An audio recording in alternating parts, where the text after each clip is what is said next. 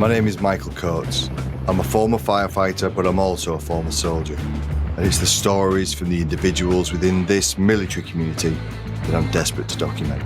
In this episode, we speak with one of the country's top sports presenters. We speak about his dad's national service, their relationship, and suicide.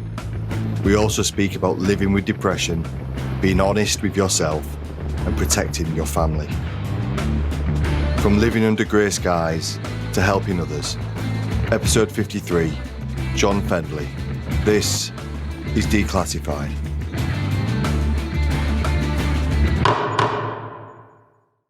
Born in 1969.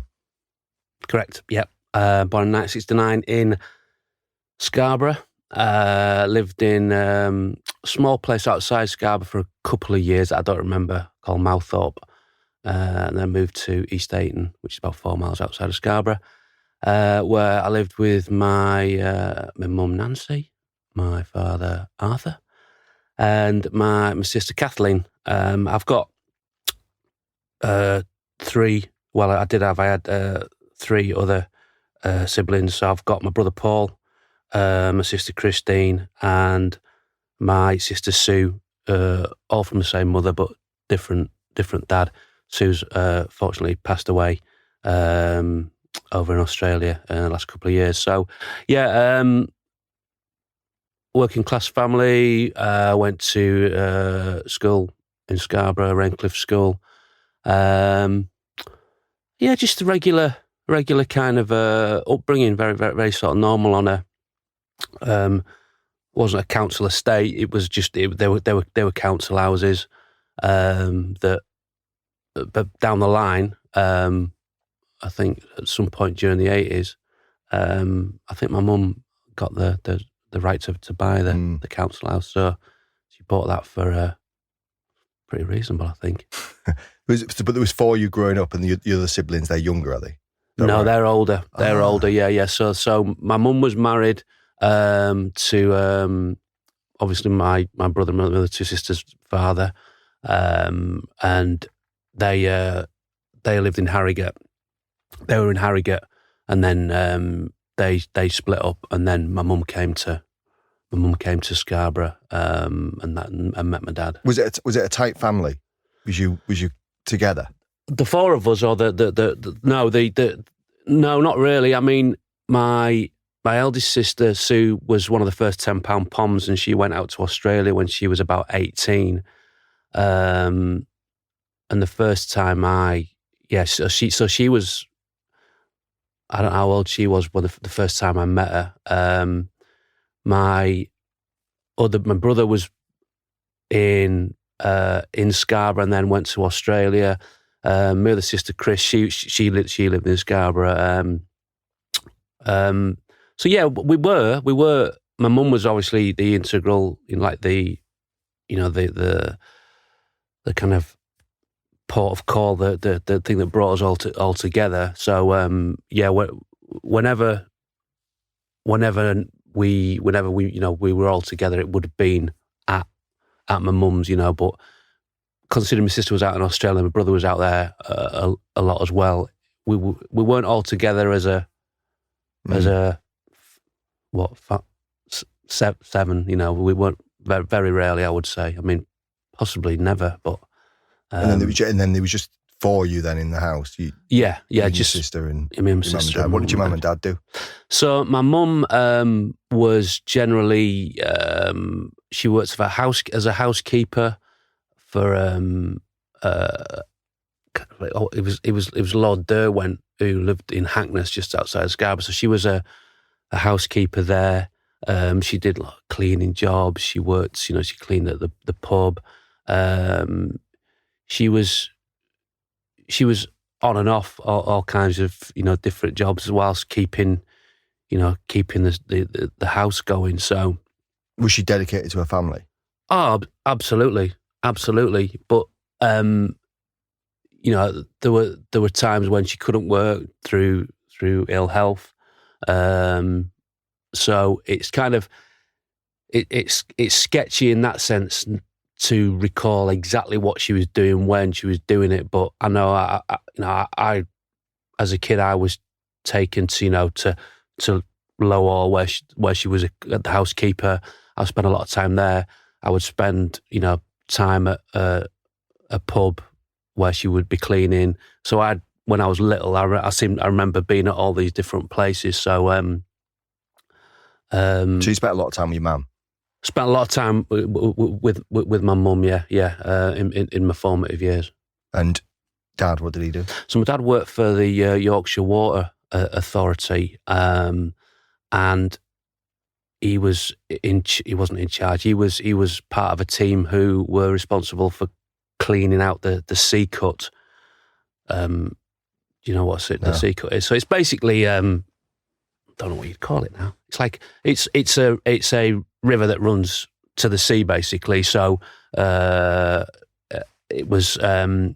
I don't know if it's a man-made river or not. I'd need to look into it. But he was basically responsible for the upkeep of the to make sure the water flow was all good and bridges and all that kind of stuff. Basically, he was responsible for making sure that water going from point A to point B, which was the sea, got there. In Scarborough? Yes, in Scarborough. In Mouthorpe, which was where I was, where I originally lived. So he was born in a very small cottage in Mouthorpe, beautiful part of the world. Near a place called Hackness. So he was born there, but where he worked was literally next door. It was almost part of the land, and I think the actual hut for when it was raining, and they had like a little coal burner in there, little log burner, and I think that was actually on my granddad's land. I think it was part of his land. So my dad was basically working, almost like weirdly sort of working from home, probably or not when he was growing up, because he'd moved to Ayton at that point. But so his like geographical heat map was very small. It would be from Mouthorpe to Ayton and back, which was about like 3 or 4 miles. So that was his but basically his house was where he was working. His old house, and my granddad was there. So and was you close to your dad? I was close to my dad, yeah. But I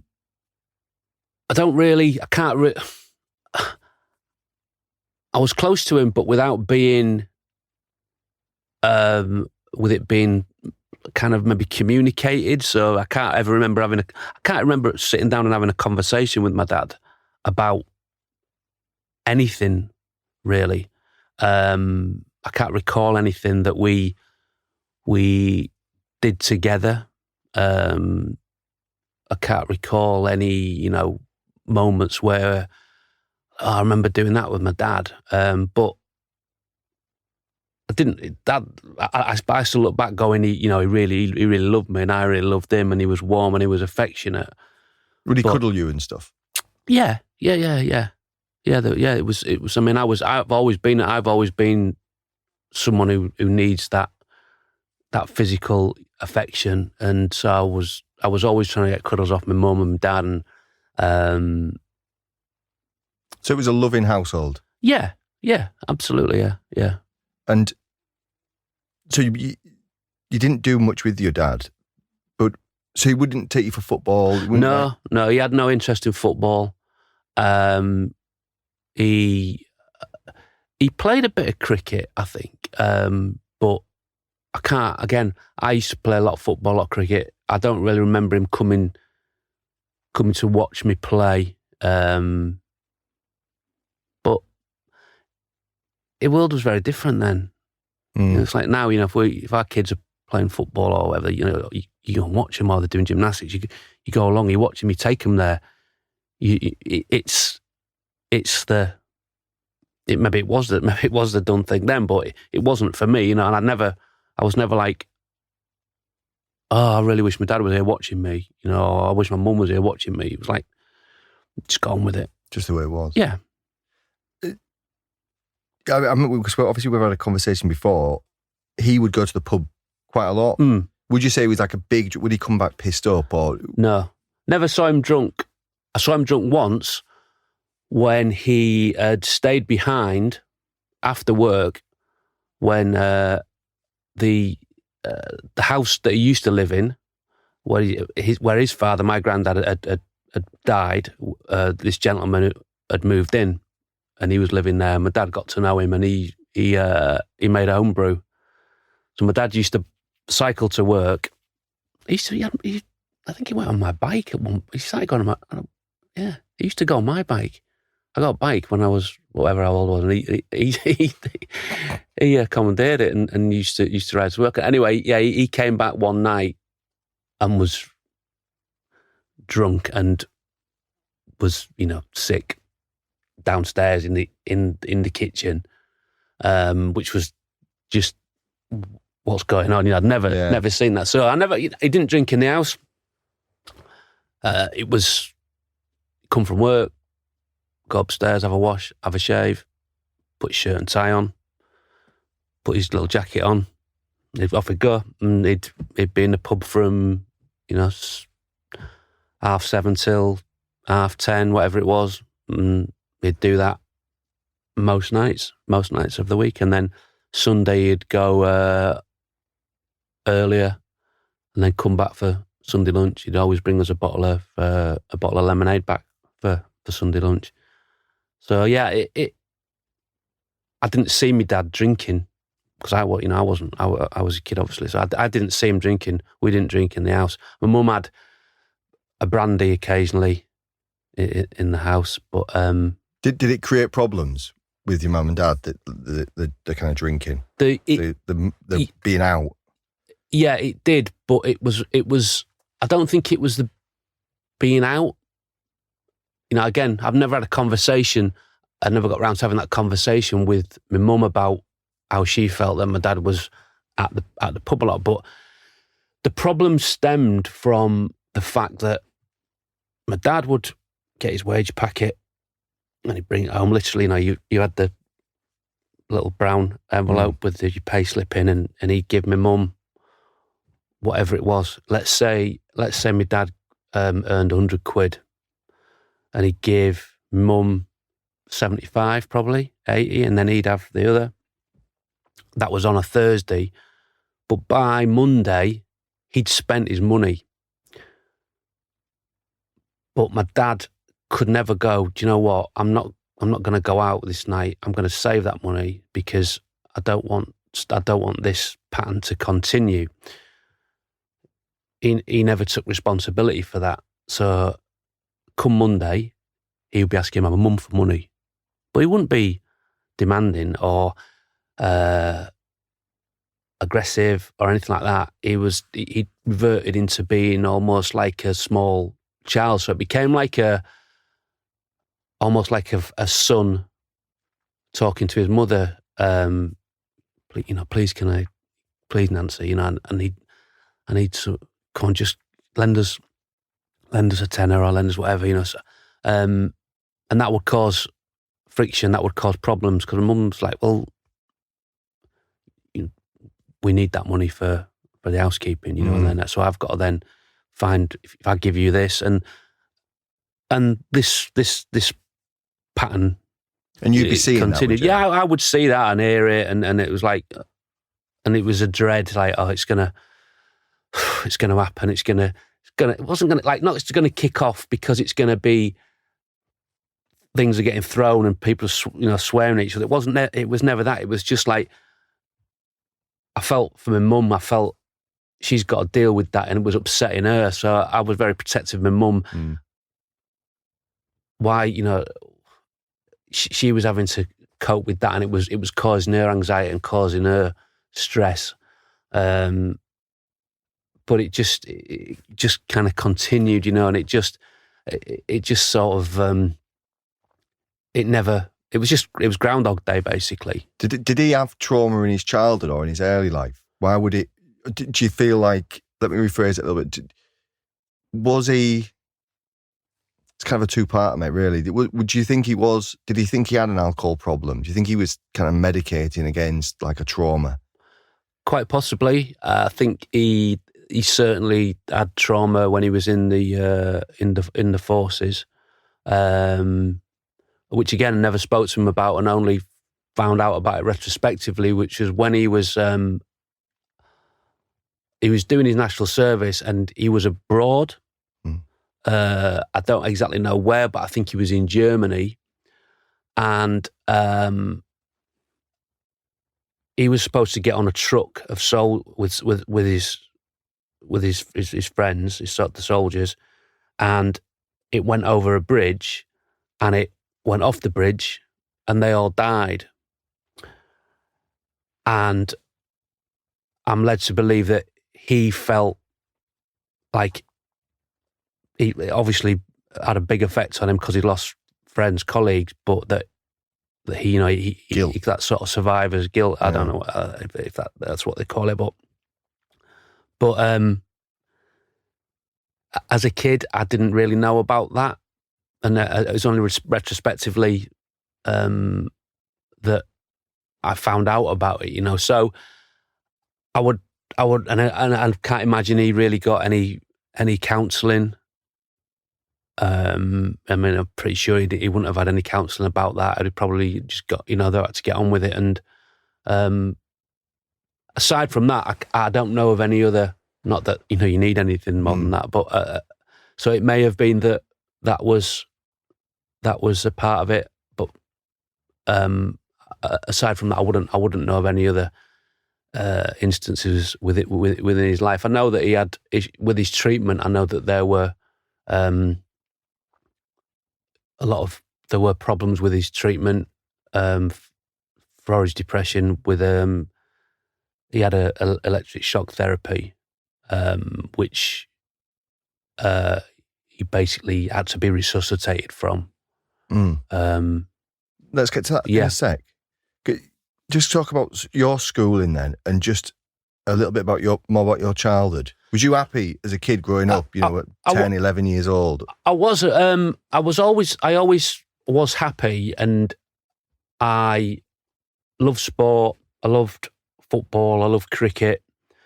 I got on well with everyone at school. I was fine. It was quite a nice school. I played football. I was captain of the football team. So, there weren't any issues really. There weren't any issues. I think when I look back, what I realised is I spent a lot of time on my own, and I also spent a lot of time not at home.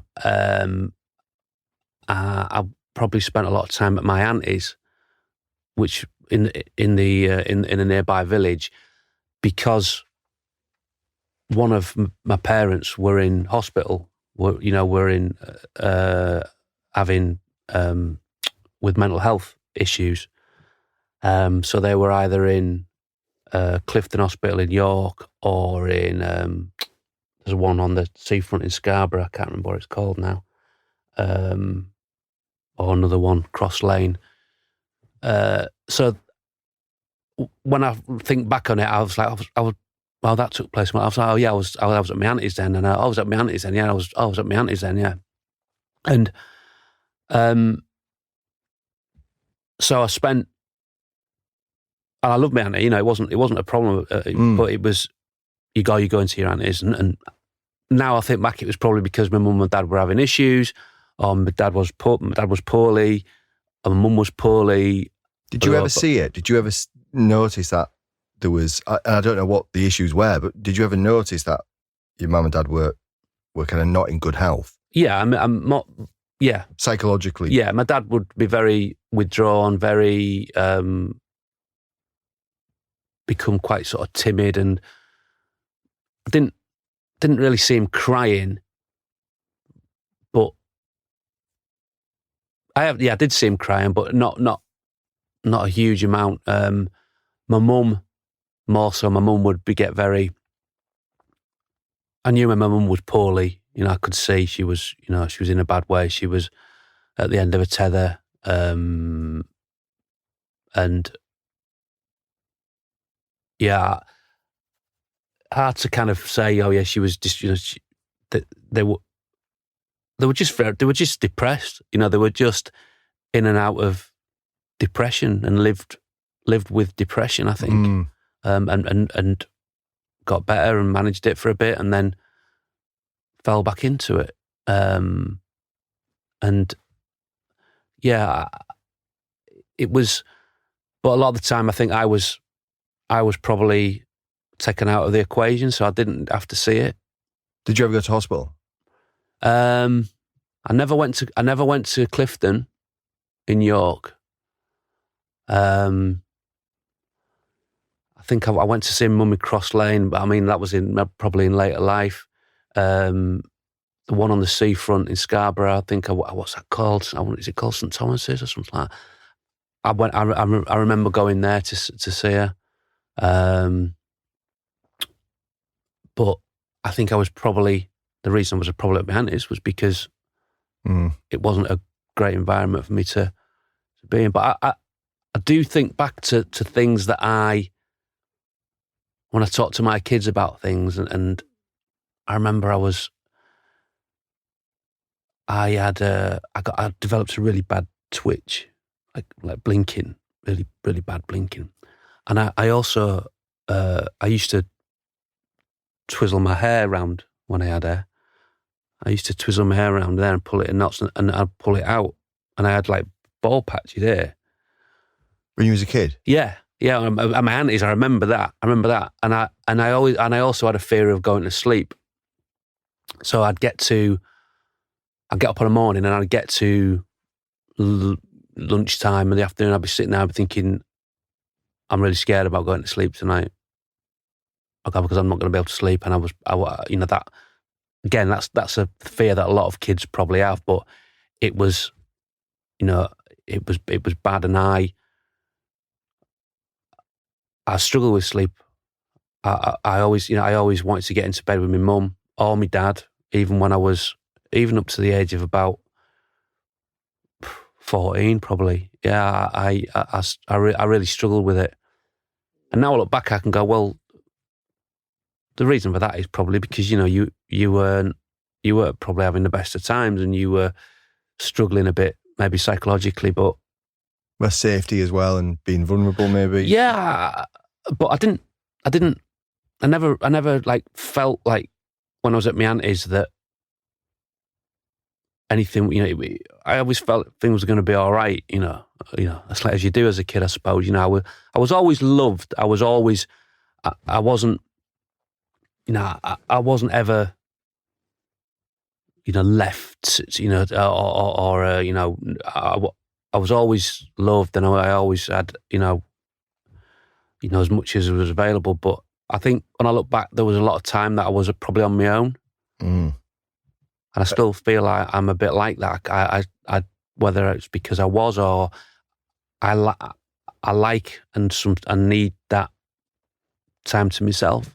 Which is two sides then, because early on you said you wanted the physical and the connection. Yeah. But also time to yourself. Do you think a lot? Are you a thinker? Yeah, I'm an overthinker. Yeah, absolutely. So an overthinker? Yeah. So you'd... And was you, as a kid, was you an overthinker? Yeah, I think the stuff like the worrying about sleeping and those kind of things, were quite pervasive thoughts, and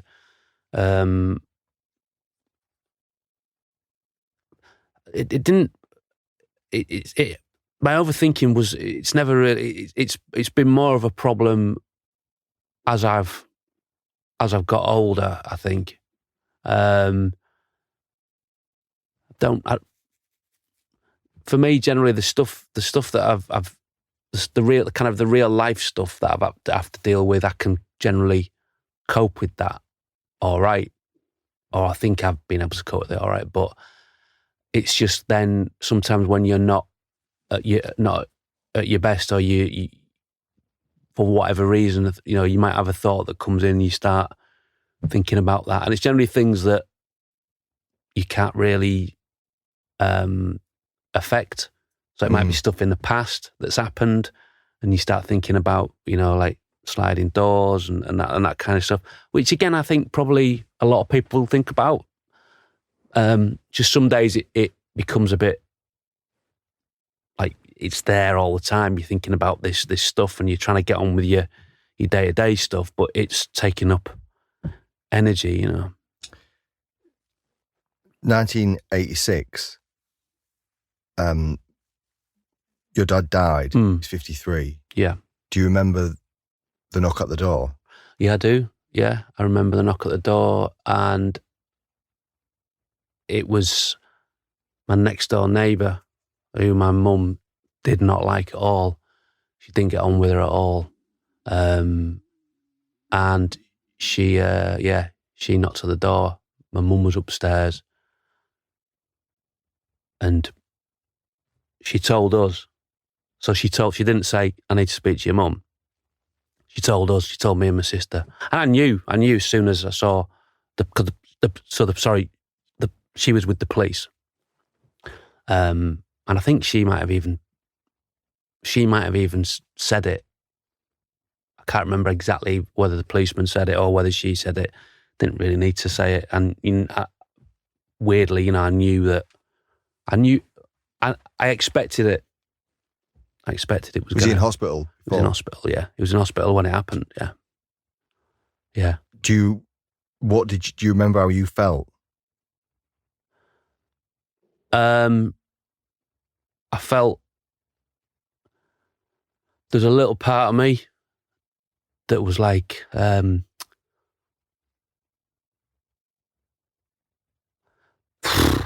was like a relief, some of it. And that's a terrible thing to say. But because I was so sure that something was going to happen, it was almost like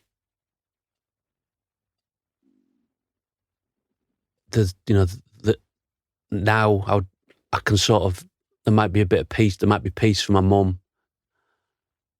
I'm peace from my dad. Because I just felt it was going to happen. He'd said it was going to happen. So yeah, I think after that, things probably just. I'm sure you probably just go into some sort of state of shock. Although you don't feel like you're in shock, you just feel like you're dealing. You're dealing with it. Because, you're finding out, you're finding stuff out, you're finding out details, and if I'm brutally honest, that was how I felt. I felt a bit of, it's done, it's done, and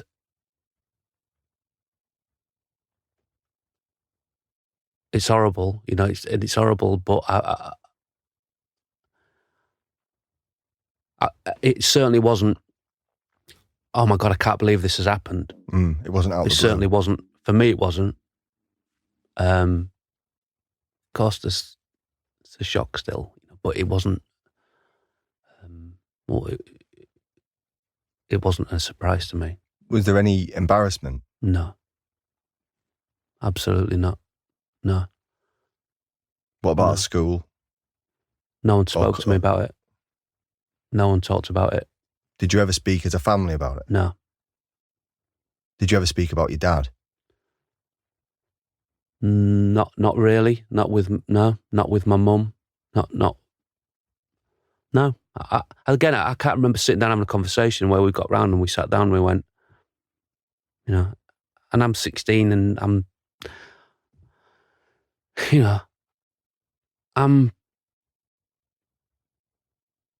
your brain, it finds a way to cope, I think. So I went to school. I think I went to school the next day.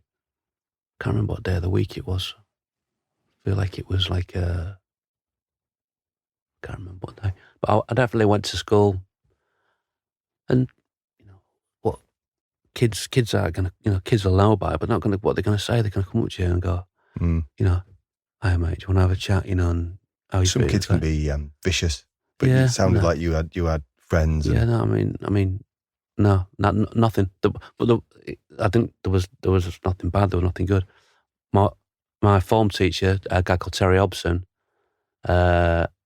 he pulled me and he said,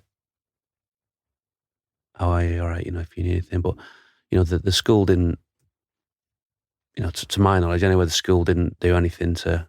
But again, I wasn't going home going, "I can't believe the school haven't." You just got on with it.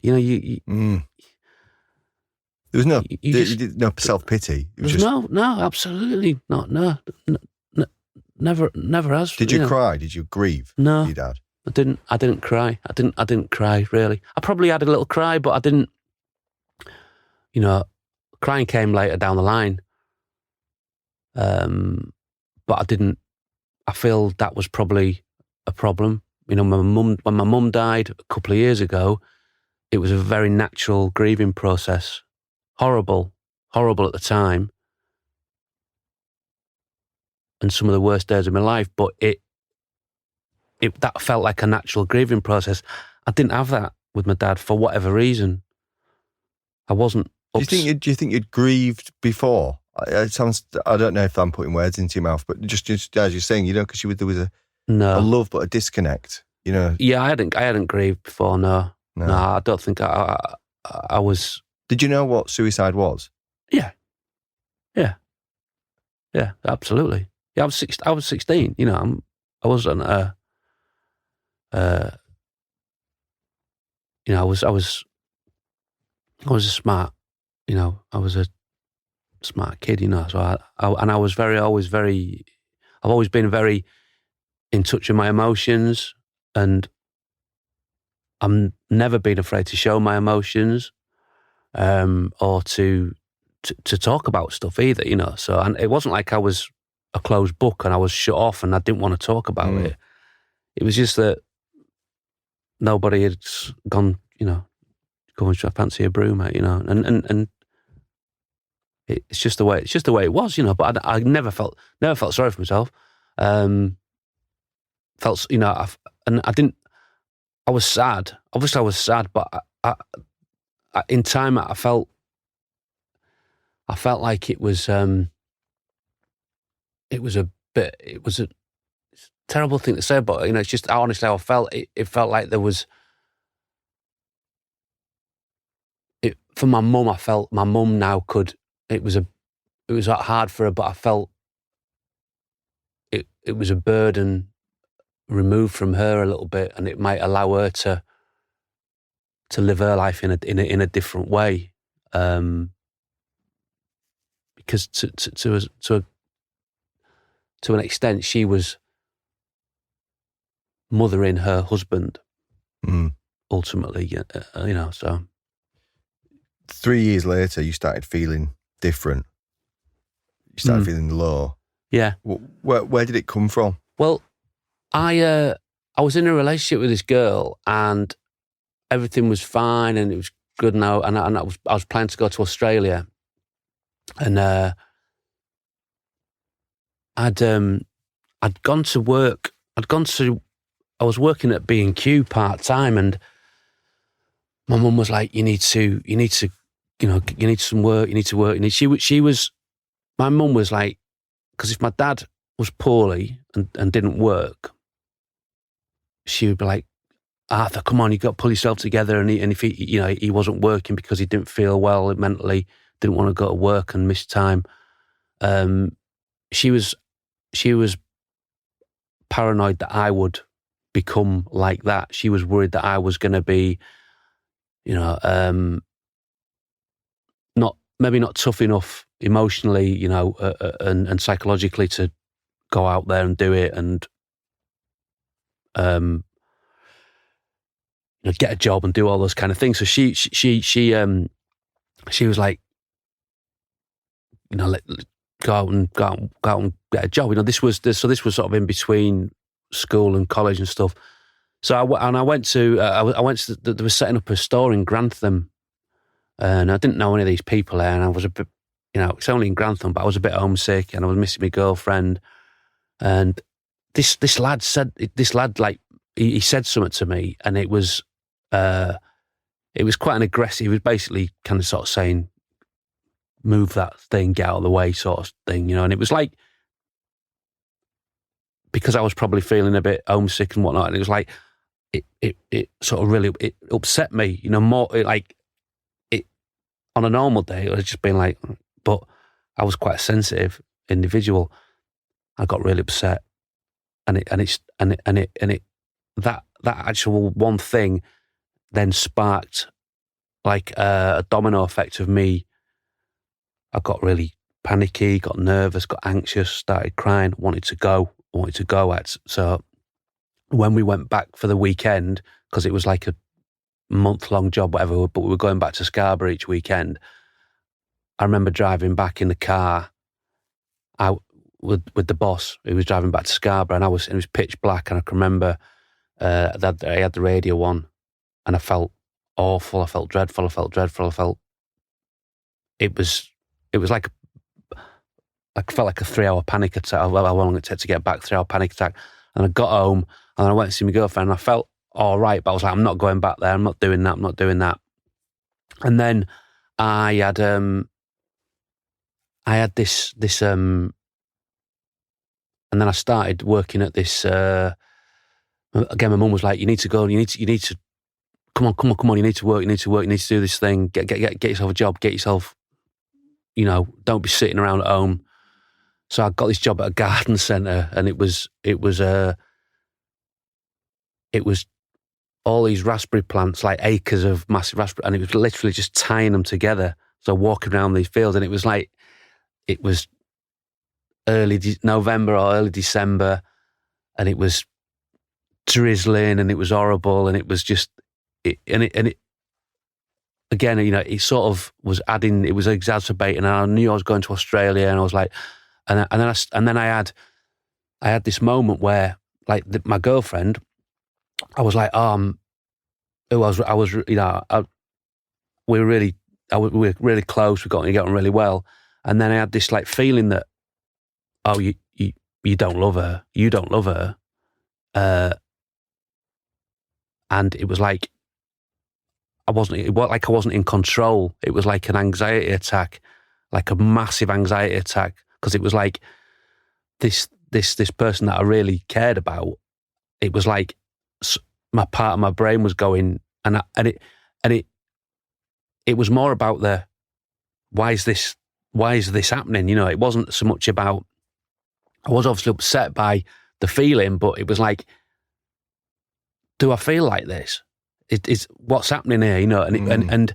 And then it basically, everything just kind of spiraled, and I just basically had I went home, and from that point then I was just kind of breaking down, and when I look back on it, I feel that it was because of my dad. It was nothing. The way I look at it, I don't know. When I look back on it, it's like it wasn't to do with my relationship with that girl. It was about everything that had preceded it. I think. I don't know, and I'll never know. But there was a lot of stuff that I was kind of carrying with me. I think that just needed and that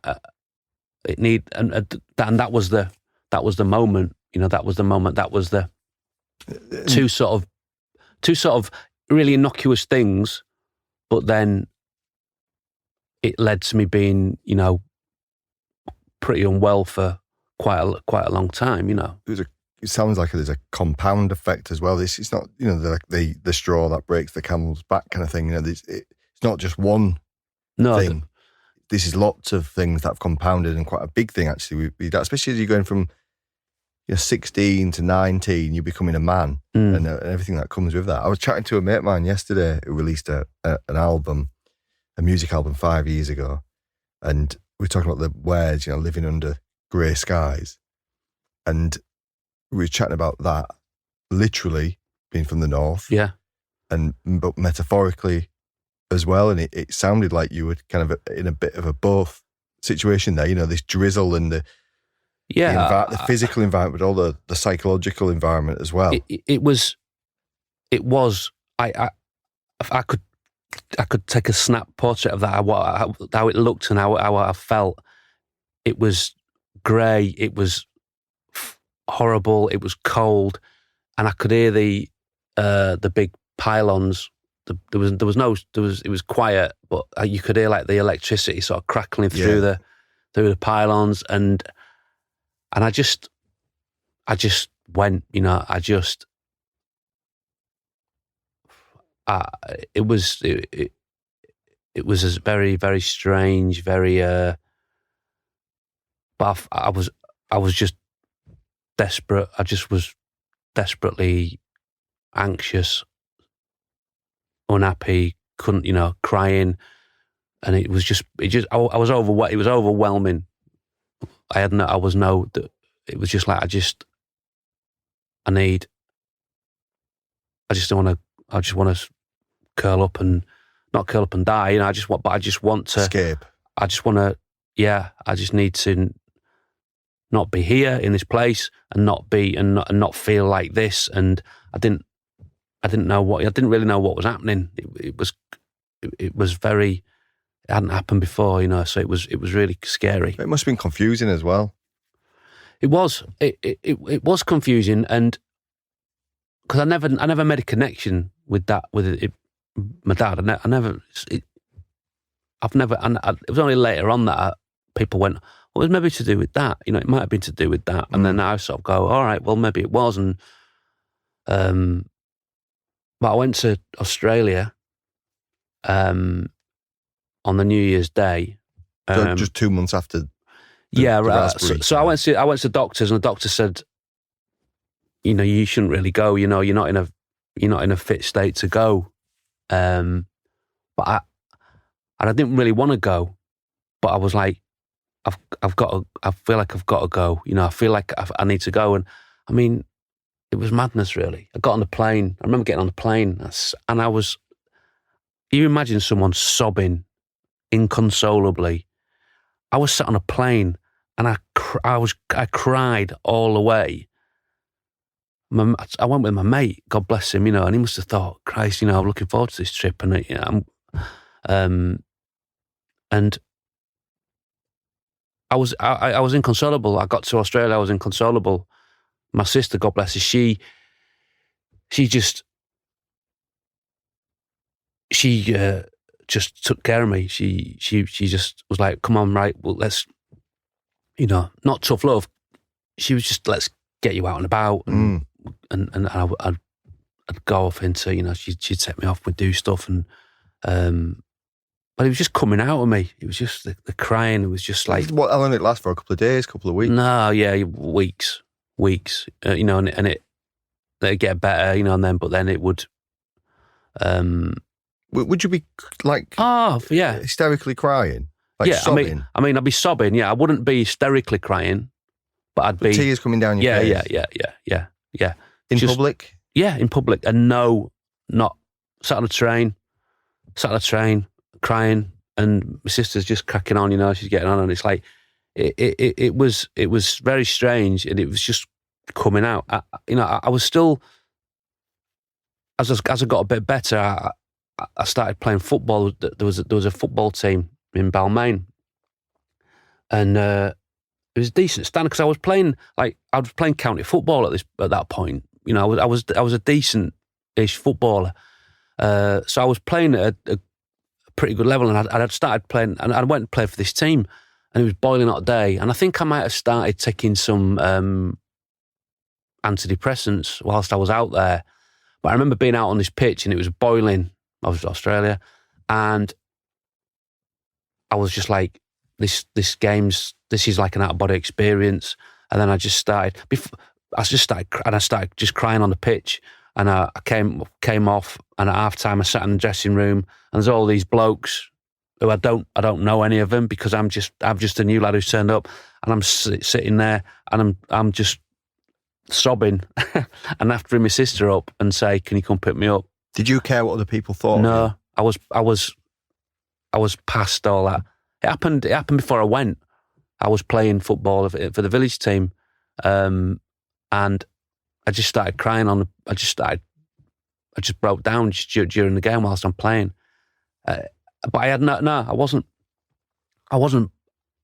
I absolutely wasn't bothered about what people thought of me. I was like past that, really. Do you know what I mean? At that point, had you ever thought about? Had you ever thought about kind of ending it? No, never. So even when you were as low as this, no. You'd always wanted to be on the earth. Yeah. I never thought about that. Never thought about that. Which so I know that whatever my dad was going through was probably a very different thing, So yeah, no, not. I think about it in the sense that my dad, like I'm 52 now. My dad died when he was 53, and it's coming up, and I'm like going, oh God, like, and I still feel young and I've got loads to live for, but it goes, wow, I think, God, that's young. It's really young. It's bloody hard to put yourself in that situation as well. That where suicide's the way. It's a bloody hard thing. My take on it is that if somebody's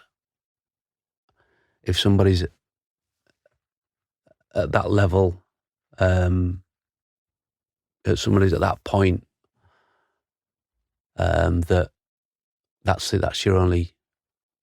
your only solace. That's your only way to end whatever's going on. I can't imagine. Well, I can't imagine what my dad was going through. I just wish I could have had a conversation with him at some point. I wish I could have talked to him about it, and even afterwards, I never really talked to anyone about what was he, what Dad, what was making you feel like that? What was it that was making you feel like that? And what was, how did it feel? How did it feel? I want to we've moved off, but I want to stay there for a second, mate. And do you ever fantasize about having a conversation with your dad now? Yeah. Now. Oh yeah. As a 52-year-old. Yeah. I'd love to go and have a pint with him. Love to sit and have a chat and feel I didn't know him. Feel like I didn't know him. Although I have affection for him,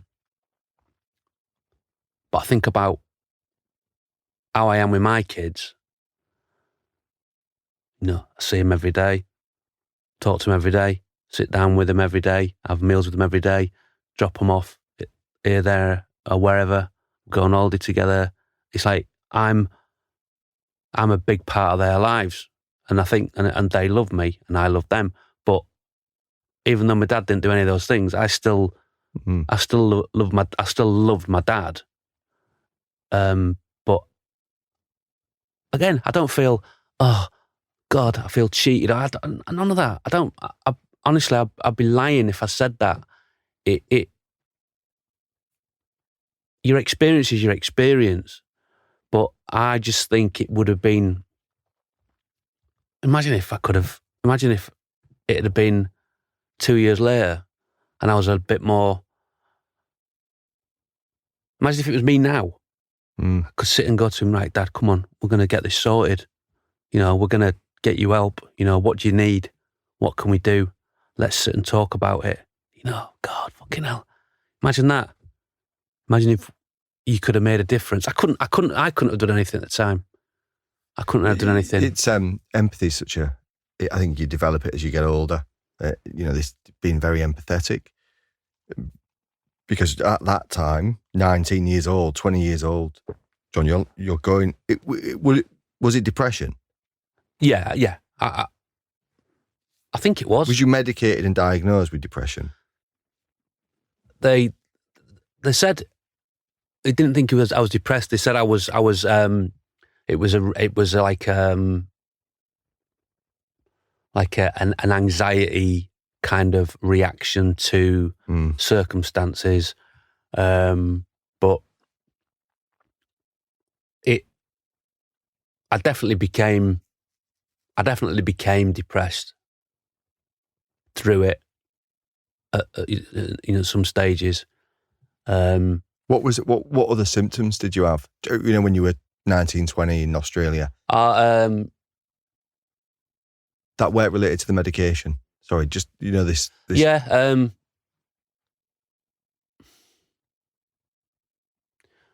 I mean, it's hard to kind of say really. It was just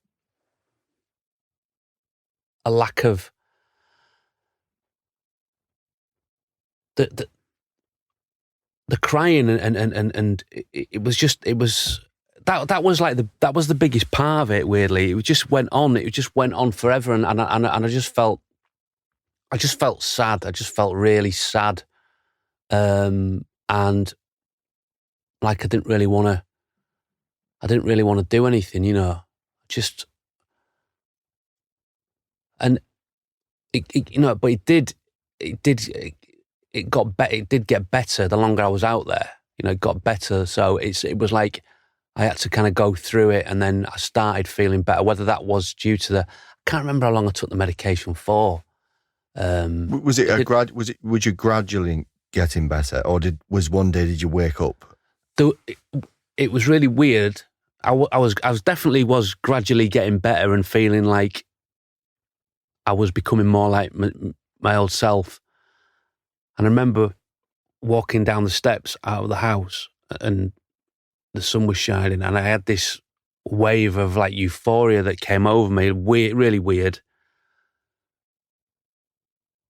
And it was the first time in probably 6 months or whatever that I'd felt this, that like adrenaline sort of happiness, that like a joy. Yeah. It's really weird because I take antidepressants now, and I think antidepressants they've definitely helped me, but I think probably not right getting into this now, but I think that they take off a little bit either side, so they take off a little bit of that, all that worry, all that overthinking. They reduce a bit of that for me, personally speaking. But I also think they take off a little bit of the other bit as well, like that kind of guttural joy, adrenaline, kind of unabashed joy, happiness. They just dull the edge of that a little bit. I don't know if anyone, I don't know if you probably know more about that than me, in terms of antidepressants. But this day it was, and I remember I went down to the pool. I can remember swimming under the water, and I felt this elation, and it was odd. It was weird, and and then I came back to Scarborough, and I was probably, I was probably maybe looking forward to coming back at some point, and I was sort of thinking about going again, and maybe I was going to go to college and stuff. So my life was probably going in a better direction than it had been, So that was probably partly to do with it as well. Yeah, it didn't just stop there. Though I certainly had a lot of issues about my feelings, about how I felt about people. I think, with relationships, I would always be doubting myself and like struggling to commit to things with relationships because I was worried that I was gonna have that like bombshell moment again, which was gonna. What kind of relationships with a girl or with friends? Yeah. Well, my wife, who I'm with now, Kate. So we met at college in 1990. After Australia, I'd come back and I met her in the first day, and after a couple of months, we were together. But for the first sort of 10 years of our relationship, and we've been together all that time, but I was like shit boyfriend. Would let her down. Would make her feel insecure. Would overshare my feelings. Like I'm not sure how I feel about things at the moment, and I don't, and it caused problems for us. Thankfully now, it's like I've worked through that. It was my thing. It wasn't ever a problem with our relationship. Really, I think it was my issue. And I think, and it was partly because of the way things had maybe ended last time with my previous relationship. I was just panicking. I was like, God, I don't want that to happen again. And so I don't know. But was it focused on you? Were you selfish at this point? Yeah, very selfish, very, very, very selfish. And if you asked her, she would say I probably still am a bit selfish, but I'm a lot more comfortable now with me, how I am. She knows what I'm like. I'm definitely a lot more considerate, and I express myself a lot more, and I'm not worried about how she might react if I say I feel a bit like this. I don't. She's not going to judge me. She sort of understands what I'm like now. What's your relationship with what's your relationship with being a husband? You kind of touched on it a bit there, but also a dad. What do you feel is your responsibility in that respect right now? Trying to make enough money to get them through everything they need to get through.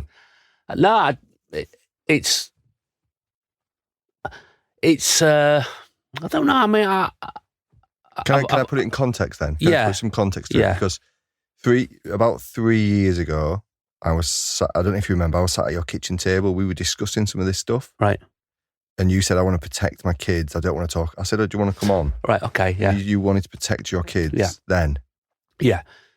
So I hadn't spoken to my kids about what happened with my dad and me growing up, purely because I didn't think they were old enough to. Because when you get information, then the next step is you want to find out. You want to know what happened and this, that, and the other. But I didn't feel like they were old enough to deal with that. And then, but I also felt a little bit like, well, you're saying, John, that you want to talk about things and it's important for people to talk about this stuff, but you're not actually doing it yourself. So I felt a bit, I was conflicted. So I sat down and I said, I'm going to do an interview and I'm going to probably talk about my dad and I need you to know that my dad took his life. So and they were absolutely fine with it. And as soon as I'd done that, then it was never a problem for me to talk about it, ever, never has been. As you can tell, I'm really comfortable talking about it, about him, about how I feel about things. It was that was really the only reason. And there was maybe a little bit of me not wanting to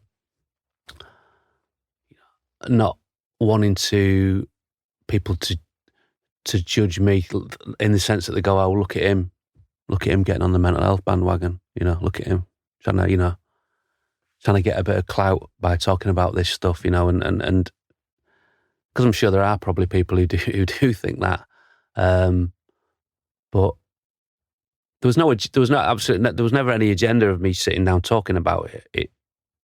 I didn't actually think that it would be particularly interesting for people. And then when I sat and I did the interview with Pananera, I realised that actually, when I read it, it's quite a, I wouldn't say you sit and enjoy reading it, but it has an effect on you when you read it, I think. But I hadn't set out to go, oh, this is what I'm going to do, and this is it was literally just an account of my, formative years, really. And then sorry, John, go on. And then what's gone on since then, and now sort of people perceive you. I think that's we touched upon that, but that's a slightly different tangent. But it's all part of it, I suppose. Yeah, and it sounds like you are very much, it was the right thing 3 years ago. But now you probably are protecting your kids more now by speaking about this and being very open about it. And because you are, I suppose you are in the public eye. You've been hosting Soccer AM for about 7 years, and that even if you look at that sphere, that kind of, what's the word, that demographic, the football is very macho. It's quite often suppressed with emotion. People don't want to, especially like footballers, don't want to talk about stuff because then they get chants. There's things that can be used against them. Yeah. And which is why I'm just kind of, again, you're referring to what people think, but in the same breath, mate, there'll be people that, or there might be one person, or there might be several, that see something and hear something and read it, and then that changes their life. And you couldn't do it with your dad. You couldn't have that conversation with your dad, but you're having a conversation now which might affect someone else's dad because of your platform. And I know you don't want to use like that word, that platform, but actually people do look at you and see you, and they see you as this funny guy who's a great presenter and gives people joy on a Saturday morning. But there is a lived life, that you have experience through living. What's your, sorry, go on, mate. For me, I think doing that interview is the one thing that if you said, oh, what have you done in your life that you're not proud of, but that to me has been probably the most important thing that I've done, because the reaction I got from it, I didn't really expect to get that. I thought I'd get a few people going, oh, read your article, good stuff, mate. But for example, today I got a message yesterday. So I wrote that article whenever. I didn't write it, sorry. I did that interview over 2 years ago now, is it? Anyway, I got a message yesterday from a lad. I'm struggling. I know he's had a bereavement. He's having relationship issues. I don't know what to do. I know you've been through that sort of thing. Can you, what? Can you help me, basically? And I got so many of those messages from people, and I was like, they were going, oh, you're really brave. You're really brave speaking about it. And the reality is, for me, I never saw it as brave. I don't see it as brave because I'm open to talking about how I feel. But what I realise is that even though these lads look the same as me, dress the same as me, they're into the same things as me, they're not, for whatever reason, there's a bottleneck when it comes to talking about how they feel about stuff, be it with their friends, their partners, whoever. And I realised I did realise they will talk. They will actually send me a message and talk to me. Mm. You know, maybe before they talk to their partner or their parents or whatever. Young kids as well. And I realised it is important. It is important, and I realised that it's hard sometimes because you often I don't really know how I can help apart from give them the time, But there is a lot of that. It's kind of it's toxic masculinity. I kind of describe it as it's like that. Maybe not toxic. That's a different thing. People not being comfortable talking about these things for whatever reasons, and that sort of surprises me. But maybe it shouldn't, because it's only because I'm comfortable. Like you're comfortable about talking about these things, and I don't feel embarrassed about anything that I've done or said. And but as soon as you realise, I think that people have a shared experience, however unique you in your brain think that experience is. I can't talk about this because they're not going to understand, because this is weird what I'm going on in my head here. This is strange, and then someone goes, "Oh yeah, God, I get that all the time." Mm. People, we were talking about PTSD and talking about like the reception area. Remember that? Mm. That's right, yeah. And I said to people, and I sort of, I didn't nick your analogy, but I used the reception area for me. I kind of wrote about the fact that on a good day, a thought will go into the reception area, and then it'll just be in there, but it won't get in. It won't get into the venue. Yeah. But on a bad day, it'll get in.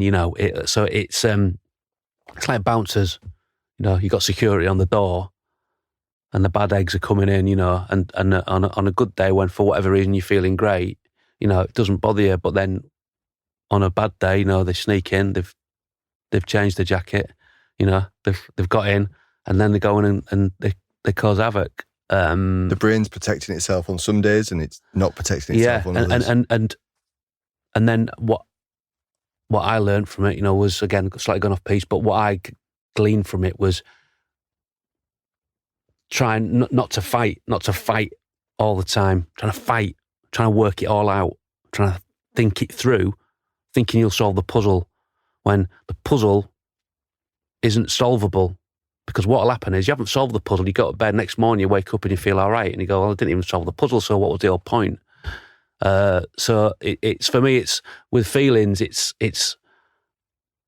letting them come, absorbing them, and not worrying or feeling bad about having a feeling, because I can't do anything about that feeling. If I feel it a particular way, there might be extenuating factors, but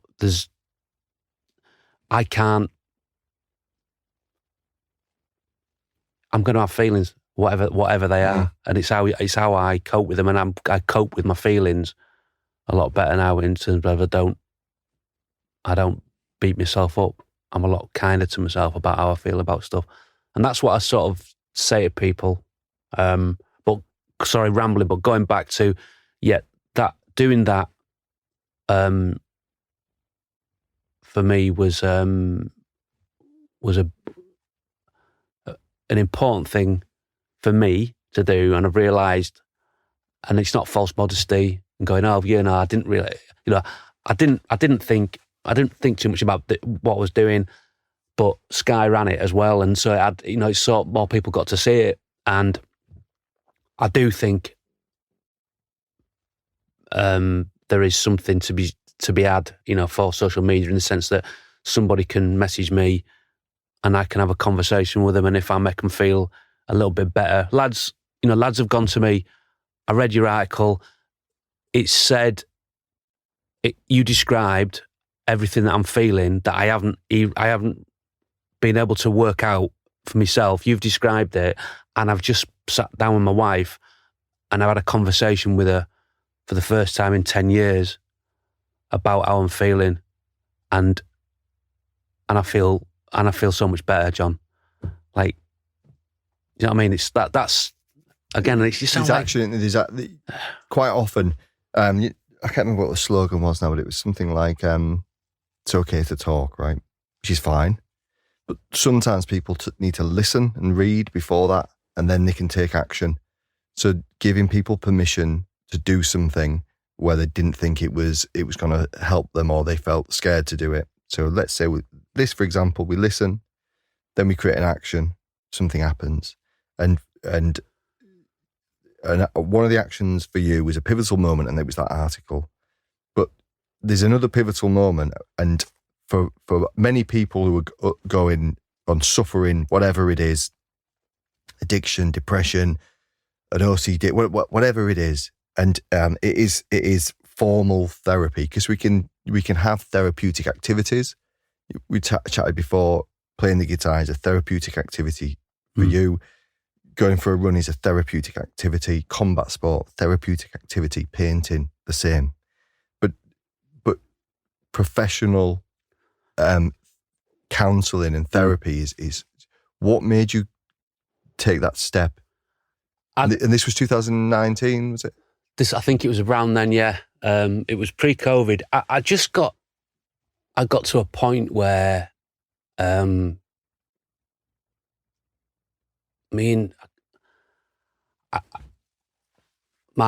mum had passed away, and that was really hard. That hit me really hard. And my sister had passed away a couple of months prior to that. She was in Australia and had cancer, so she died out in Australia. And then my mum was, my mum was old, but I think I think that probably was a factor, in accelerating my mum's passing. Then a few months later, my wife was diagnosed with breast cancer, and I was kind of getting on with everything, because I felt like, well, I'm all right with this stuff. I felt like I was generally coping and doing all right. But I think I just got to a point where I'd stop doing everything that I was doing. I'd just kind of stop functioning, really. I was just working, and I didn't want. I was worried about going to talk to someone, because I was like, of where I was feeling. I was like, I didn't want to be told, well, this is your feeling because of this or that. But I sat down with Kate, and we just decided. Well, I said, I'm going to go and see someone, and my sister-in-law's a GP, and she was like, you should go and have some CBT. So I went and got some CBT, and I was a bit skeptical. I'm going to sit and talk, and like, how long is it going to be? And so talking therapy. Yeah. So this, she described it as she said, look, it's like a 3-legged stool, and if one of the legs isn't right, then the stool's going to fall over. And so she kind of laid it out in pretty simple terms, which was, you've got your work, you've got your other things away from work that you need to do within your life, like cooking, doing your banking, cleaning up around the house, those sort of things. And then you've got the stuff that you enjoy, which for me would be going to football, listening to music, going to gigs, that kind of stuff. And I was like, well, what? So, you know, if I do my accounts, I don't know, if I cook a meal, you know, it's gonna make me feel better, is it? And she said, what you haven't got is you haven't got. I didn't have the structure. I didn't have that structure. So she said, what we'll do is write out this week what you're going to do. Write out. So I wrote it down. Actually, she physically made write it out. I'm going to do this. I'm going to go to work, and then I'm going to do that on. I'm going to play football on the Tuesday night, and then you're going to cook on the Thursday. You're going to cook on the Thursday, and I realised that when I was doing these other things like your banking or cleaning up or cooking, it gave me a different feeling. It gave me a different sense of, it felt like I'd done something, and it made me feel good about myself, and it felt like it gave me more of a purpose within the house. And then I made sure I went to a match, or I made sure I went to a gig. And because Kate was understood what I was doing, and I still say to her now, I'll do, she'll be laughing if she listens to this. If I say, I'll do that, I'll do that, she'll be like, no, I said, I'll do it. Not because I necessarily want to do it at the moment, but I need to do it because I know once I've done it, it'll make me feel better about myself, because it just did. And it was strange because it really made sense. So for me, those things were really, I still go back to those, and I do a lot more. Weirdly, I do a lot more things around the house, and I try and do a lot more of that everyday kind of stuff. It's not work, but it's not like socialising. Does that make sense? Yeah, it does. Yeah. It's also about connecting with purpose and meaning, and feeling like you're contributing. I think maybe that's what it sounds like, and you're being productive in different ways, not just putting all your eggs on one, or not just sitting on one leg of the stool. Yeah. It was like I'm going to work and I'm coming home, but I was like, I'm working, and I was just coming home, but I wasn't engaging really, and I think that was the big sign of that. I was depressed. I wasn't really engaging with my kids. I wasn't. I was just sort of there, but I wasn't really there in the moment. Doing those things, it allows me to feel more part of everything, and also feel like I'm also accomplishing things apart from work, which you sort of do that, don't you? Anyway. And how many sessions did you go for? I went for about 8, I think. 8 weeks, or 6 or 8 weeks. They say like 6 is a good number for stuff like that. 6 is a good number. You've got to give it time. You've got to give it enough time. Yeah. By I think about 4 weeks, I was going in feeling a lot better. And what was good as well for me is once you make it official, like you say to your wife or your family, I'm going to have some counselling.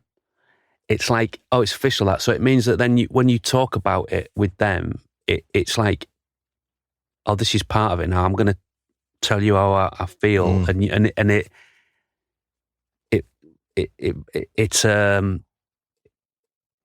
it takes pressure off those conversations, because do you understand that? Yeah. So, but it's exposed, isn't it? It's the vulnerabilities out there. Yeah. That is not weaknesses. Holding it in, bottling it, don't do anything. Yeah. I always think that is weakness, because you're exposing yourself. Whereas if you're vulnerable, you can be very, very strong, but you lay your vulnerabilities out, and that's where you grow and develop. It's just popped in. I don't know if it's the right thing to say. It's kind of a bit, but your dad dying, Well, sorry, you look at nurture and nature, where you always kind of destined to go up and down with your psychological health. I don't know, but I don't know. So my wife's always saying, "Oh, she's like me. She's like you," and I'm like, "Well, are they? I don't know. Does it?" That was my first feeling. That was my first thought when I was a kid. When my dad died, we went in to see the doctor. I don't know whether my mum was going to see the doctor, but I sat down with the Dr. Spence, and we were like, am I going to be like my dad? Am I going to be like my dad? And they were like, he was like, no, there's no reason why you know, will be, or so. I don't know. You need to speak to people who are, eminently more kind of able to talk about this sort of thing. But I think if you grow up around it, does it affect you? I don't know. I don't know. I don't know. I think if you've got a brain and a central nervous system, you mental health. You have mental. You have mental health of some sort. Whether your mental health is amazing and you never have any issues, or whether it's the other end of the scale, but it exists.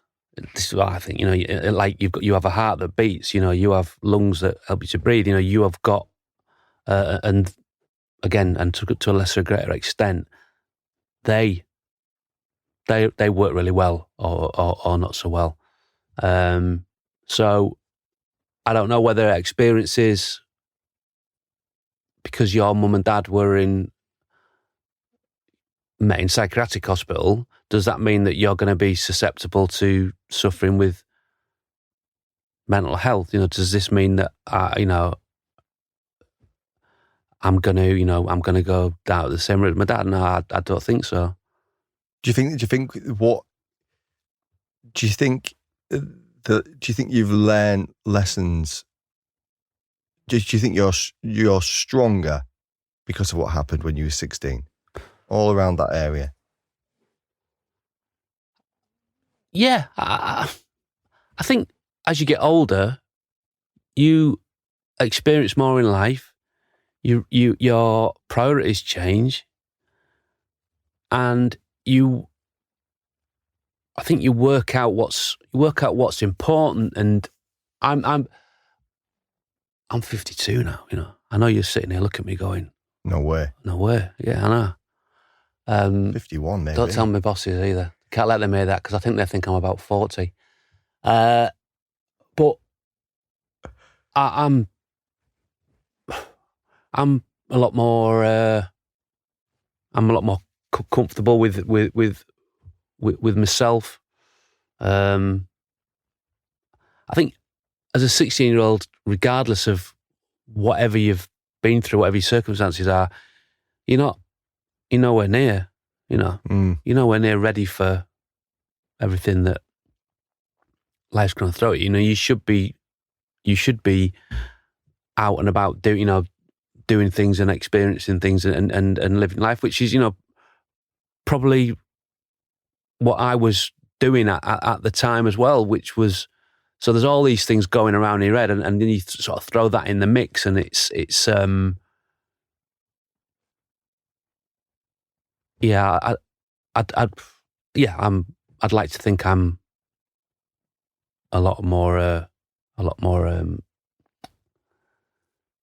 able to deal with stuff now, but definitely more so today than I would have been 3 years ago. But then again, there's a lot of things going on in my life 3 years ago that most people, I think, would struggle to That's it. I think if we can, with. you look at, you kind of touched on it, but you look at health psychologically, socially, emotionally, physically, financially. You have to keep on top of these things. You have to keep topping it up, because when something does happen and it's bad and you had 3 things, bang, bang, bang, one after another, you don't want to be in crisis. You want to be still in a place where what you did, you could still make rational thought. You can recognise the fact, and you're humble enough to go, well, actually, I think I might need some professional assistance here. This thing you don't, and that's why daily activities. You talked about it, self-compassion, looking after yourself, understanding that is really, really important, because you can't look after anyone else without looking after yourself. Giving yourself time, giving yourself activities to do, giving yourself things you don't want. It's a great example, that three-legged stool. Yeah. Manage yourself in those 3 ways consistently.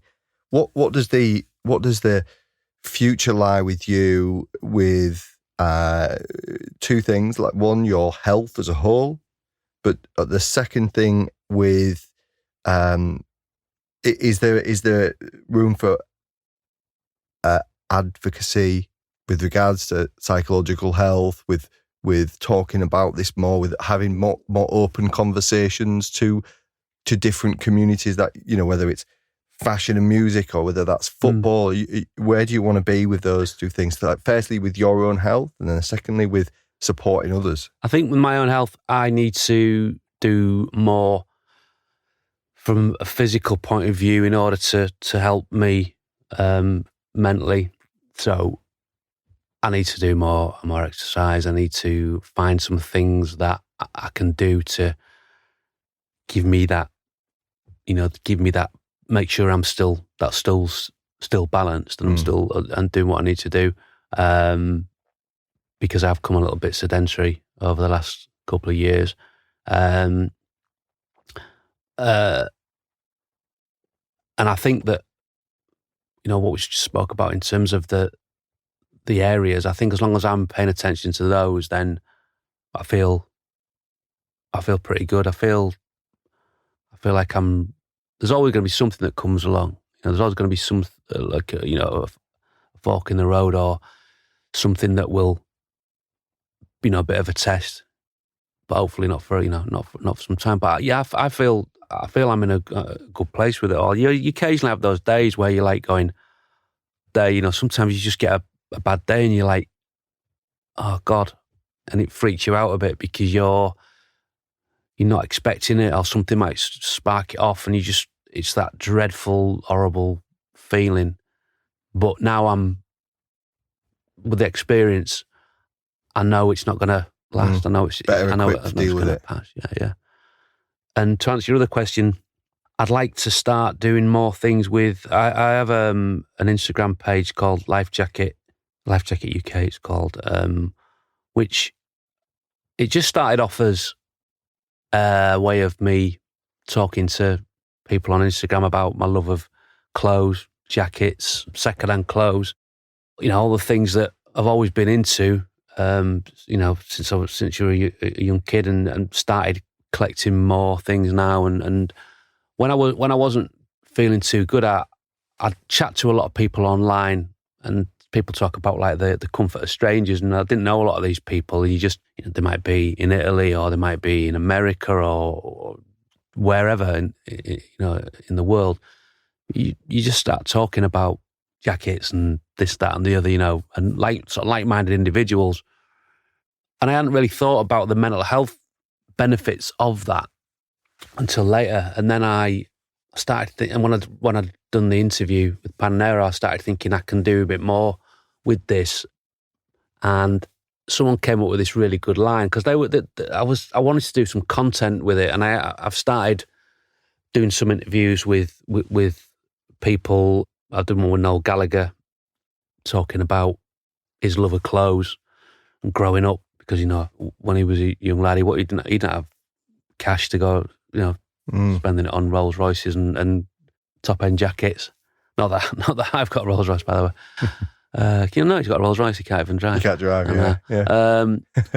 But yeah, so we talked about our shared passion of clothes and his experiences of it, and going to football, and it was just, it's a sort of chat. If you're into what I'm into and what he's into and what a lot of lads, football, music, fashion, then, you'll enjoy it. And so I thought, well, I'll do more of those. And so my plan is I'm going to do some more content, which will be available on various platforms at some point.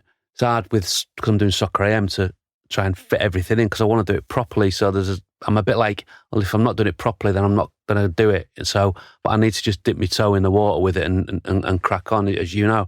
But I want to do some events whereby people can come down and I'll sit and we'll have a chat and I'll talk a bit about me if people want to hear about me. But more so, I'll get a guest on. I'll get someone down who's maybe suffered a little bit, or not, as the case may be. Or we just have a chat about their love of the shared interests. But with if wherever possible, we touch upon how people have coped and dealt with any mental health issues that they've had.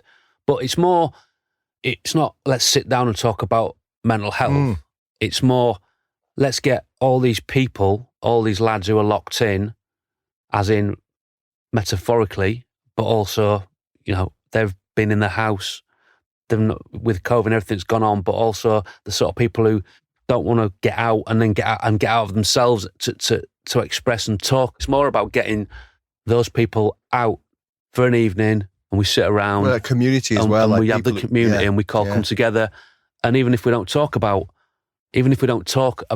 mental health at all, the fact that they've come out and had a nice time and they've met like-minded people, that is, for me, that's is a good thing. It's a good thing for their mental health. We should never underestimate that power of human connection and feeling part of something. That strong social support network, I say it a lot, is one of the key factors in good health, all round good health. John, thank you so much, mate, and we will leave it there.